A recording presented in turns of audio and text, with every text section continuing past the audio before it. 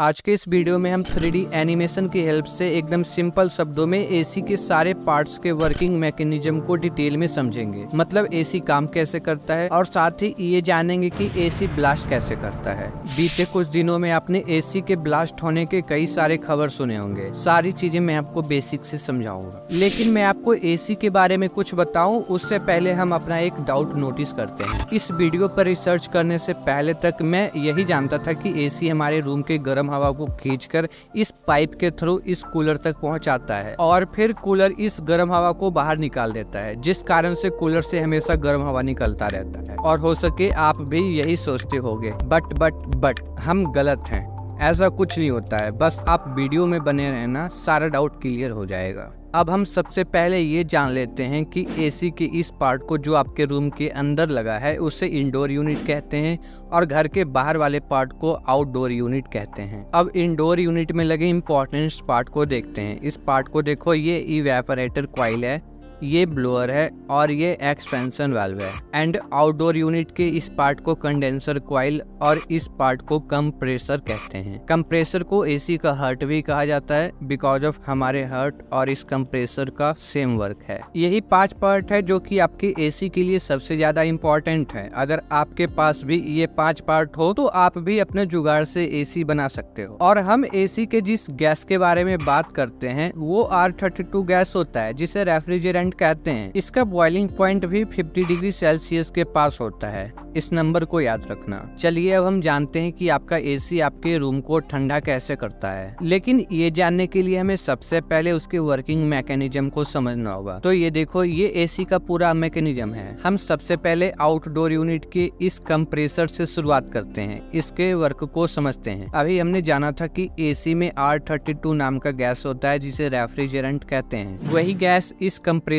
में इधर इस पाइप से एंटर करता है और कंप्रेस होकर इस पाइप के थ्रू आगे चला जाता है। जब ये गैस इधर इस पाइप से कंप्रेसर में एंटर करता है तो इस गैस का टेम्परेचर नॉर्मल रहता है, लेकिन कंप्रेस होने के बाद इस गैस का टेम्परेचर कंप्रेसर के फ्रिक्शन और गैस के कंप्रेस होने के कारण 70 to 80 डिग्री सेल्सियस हो जाता है। और अगर इस गर्म गैस को इंडोर यूनिट तक डायरेक्ट पहुंचा दिया जाए तो जेन्युइन सी बात है कि आपका रूम ठंडा नहीं होगा, इसलिए इस गैस को भी ठंडा करने की जरूरत है। चलिए अब गैस ठंडा कैसे होगा ये समझते हैं। कंप्रेसर गैस को कंप्रेस करके आगे इस कंडेंसर कॉइल में डिस्चार्ज कर देता है। ये कॉइल कॉपर से बना होता है जो कि हीट एक्सचेंज में काफी ज्यादा वैल्यूएबल माना जाता है। मतलब ये कॉपर का कॉइल बहुत जल्दी गर्म और ठंडा हो जाता है। और जब इतनी लंबी कॉइल से गैस को ट्रेवल करवाया जाएगा तो गैस का टेम्परेचर कम हो जाएगा। जैसे ऑनलाइन ऑर्डर किया हुआ खाना रास्ते में ही आधा ठंडा हो जाता है, ठीक उसी तरह इस गैस का टेम्परेचर कॉइल से निकलते टाइम 80 डिग्री से घटकर 50 डिग्री तक हो जाता है। और इसी कॉइल को ठंडा रखने के लिए इस फैन को लगाया गया है। मतलब ये तो क्लियर हो गया कि इस फैन से जो गर्म हवा निकल रहा है वो हवा हमारे कमरे से नहीं आ रहा, बल्कि इसी आउटडोर यूनिट के बैक से आता है, जो कि कंडेंसर कॉइल से टकराने पर गर्म हो जाता है और आगे से निकल जाता है। इसी कारण आउटडोर यूनिट को दीवार से थोड़े दूरी पर लगाया जाता है। आपको पता होगा कि गैस ठंडा होकर लिक्विड फॉर्म में बदल जाता है। फॉर एग्जाम्पल, आप अपने घर में दूध ढके हुए ढक्कन या फिर बादल का बारिश बनना देख सकते हो। ये दोनों कंडेंसेशन इफेक्ट के अंडर आता है और इसीलिए ही इस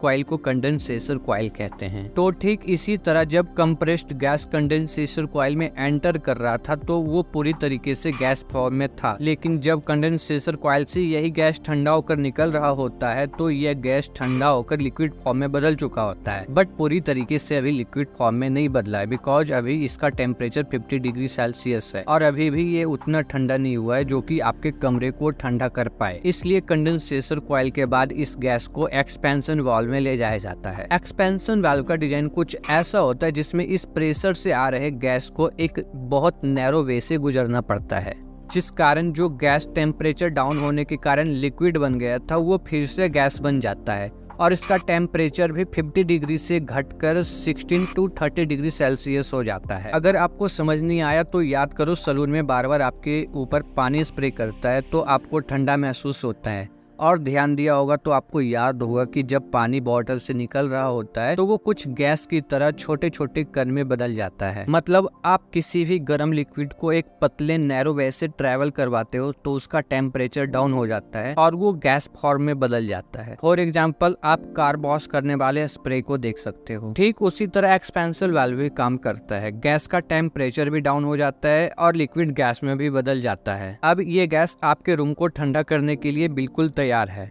क्योंकि इसका टेम्परेचर 16 to 30 डिग्री सेल्सियस हो चुका है, जिस टेम्परेचर पे एसी वर्क करता है। अब एक्सपेंशन वाल्व से गैस निकलकर इवेपोरेटर कॉइल में जाता है और यही इवेपोरेटर कॉइल आपके रूम को ठंडा करेगा। आइए बताता हूँ कैसे। आपने अपने एसी के इंडोर यूनिट में देखा होगा कि उसका ऊपर वाला पार्ट ओपन रहता है और पतली महीन जाली से ढका रहता है। इसी ओपन पार्ट से आपके रूम का गर्म हवा एसी में इस जाली से फिल्टर होते हुए एंटर करता है। अभी हम इंडोर यूनिट को क्लोज से देखते हैं। ये देखो, ये ब्लोअर है जिसे आप फैन भी कह सकते हो और ब्लोअर के ऊपर इवेपोरेटर कॉइल लगा है। अब जब आपके रूम का गर्म हवा इसमें एंटर करेगा तो हवा एंटर करते ही इवेपोरेटर कॉइल के टच में आएगा और हवा ठंडा हो जाएगा। बट अभी हवा पूरी तरीके से ठंडा नहीं हुआ है, क्योंकि हवा अभी इवेपोरेटर कॉइल के सबसे ज्यादा ठंडे वाले पार्ट से टच नहीं हुआ है। हवा के एंटर करने के बाद तेजी से घूम रहा ये ब्लोअर हवा को अपने साथ घुमाकर नीचे ले जाएगा और फिर इस पार्ट से हवा को फिर से आपके रूम में रिलीज कर देगा। लेकिन हवा ब्लोअर से रिलीज होने के बाद फिर से इवेपोरेटर कॉइल के टच में आएगा और इस बार हवा पूरी तरीके से आपके नीड के अकॉर्डिंग ठंडा हो जाएगा। आपके नीड का मतलब आपने जो टेम्परेचर सेट कर रखा है वो। और इसी के साथ हमारा वो डाउट भी क्लियर हो जाएगा कि हमारे रूम का गर्म हवा बाहर नहीं जाता बल्कि रूम में ही रहता है। बाहर जाता है तो सिर्फ हवा का टेम्परेचर। अब हम जानते हैं कि एसी से जो पानी निकलता है वो कहाँ से आता है। ये देखो, कोल्ड ड्रिंक का बोतल और उसके ऊपर पानी के छोटे छोटे बूंदे। इसका मतलब ये है कि जब कभी भी आप किसी ठंडा ऑब्जेक्ट को खुली एटमॉस्फेयर में रखोगे तो एटमॉस्फेयर में मौजूद ह्यूमिडिटी भी ठंडा होकर उसी ऑब्जेक्ट से चिपक जाएगा। ठीक इसी तरह जब आपके रूम का गर्म हवा इस ठंडी इवेपोरेटर कॉइल से टकराता है तो हवा में मौजूद ह्यूमिडिटी भी ठंडा होकर इस कॉइल से चिपक जाता है और धीरे धीरे इस रास्ते से नीचे निकल जाता है। चलिए अब हम गैस के साथ आगे बढ़ते हैं। गैस इस इवेपोरेटर कॉइल से होते हुए आगे बढ़ता है और फिर से इस कंप्रेसर के पास कंप्रेस होने के लिए पहुंच जाता है। लेकिन यहाँ इस चीज पर ध्यान देना है कि इस कंप्रेसर में गैस का एक भी बूंद लिक्विड नहीं आना चाहिए, अदरवाइज कंप्रेसर ब्लास्ट हो सकता है। सो इस चीज को माइंड करने के लिए यहाँ पर एक हीट सेंसिंग डिवाइस लगा होता है जो कि एक्सपेंशन वाल्व के डायफ्रेम से कनेक्ट होता है और दोनों मिलकर थर्मल एक्सपेंशन वाल्व कहलाता है। एक्चुअली एक्सपेंशन वाल्व रियल में ऐसा ही होता है। यहाँ पर मैंने बस आपको समझाने के लिए एक सिंपल सा एसी के जैसा डिवाइस बनाया था। इस डिवाइस में एक हीट सेंसिंग लिक्विड होता है जो इवेपोरेटर कॉइल को सेंस करता है और इसके टेम्परेचर के नीड के अकॉर्डिंग अपने आप को एक्सपेंड और कंप्रेस करके एक्सपेंशन वाल्व को कंट्रोल करता है। अब अगर ये हीट सेंसर डिवाइस इवेपोरेटर का टेम्परेचर आपके द्वारा सेट किए गए टेम्परेचर से ज्यादा सेंस करेगा तो ये तुरंत गर्म होकर डायफ्राम पर प्रेशर डालेगा, जिससे यहाँ से ज्यादा गैस रिलीज होने लगेगा और इवेपोरेटर का टेम्परेचर भी डाउन हो जाएगा। टेम्परेचर कम होने से आपके रूम का ज्यादा हीट कंज्यूम करने लगेगा और अगर ज्यादा टेम्परेचर कंज्यूम करेगा तो कॉइल के अंदर गैस का लिक्विड ड्रॉप भी हीट के कारण गैस फॉर्म में बदल जाएगा और फिर आगे कंप्रेसर में चला जाएगा। इस तरीके से कंप्रेसर में कोई लिक्विड नहीं जा पाएगा और आपके रूम का कूलिंग सर्कल भी कंटिन्यू विदाउट प्रॉब्लम चलता रहेगा। मे बी यहाँ पर आपको मिसअंडरस्टैंडिंग हुई होगी, मैं क्लियर कर देता हूँ। आप जो एसी का टेम्परेचर सेट करते हो उसका कंट्रोल यहाँ एक्सपेंशन वाल्व से नहीं होता बल्कि कंप्रेसर से होता है। अगर आप लो टेम्परेचर चाहते हो तो कंप्रेसर फास्ट काम करेगा और इलेक्ट्रिसिटी भी ज्यादा कंज्यूम करेगा और हाई टेम्परेचर सेट करने पर कंप्रेसर स्लो काम करने लगता है और इलेक्ट्रिसिटी कॉस्ट भी कम हो जाता है। अब आपका एसी आपके रूम का कितना टेम्परेचर कंज्यूम करेगा इसे टन में मापते हैं। एक टन में लगभग 3500 वाट होता है। आपका एक टन का एसी 1 घंटे में 1 यूनिट का इलेक्ट्रिसिटी बिल कंज्यूम करेगा, लेकिन ये फिक्स नहीं है बिकॉज ये पूरी तरीके से आपके ऊपर डिपेंड करता है कि आपने एसी का टेम्परेचर क्या सेट कर रखा है। आपको आपके कमरे के लिए कितने टन का एसी खरीदना चाहिए वीडियो पॉज करके देख सकते हो। अगर आपको और भी कोई डाउट हो तो कमेंट में पूछ सकते हो, कोशिश करूंगा बताने की। वीडियो अच्छा लगा हो तो लाइक जरूर करना। वैसे बोले तो 3D में समझ तो आता है, सो और भी चीजों को 3D एनिमेशन में समझने के लिए समझ को सब्सक्राइब जरूर करना। राजीव दीक्षित जी को कैसे मारा गया था यहाँ पर क्लिक करके देखो।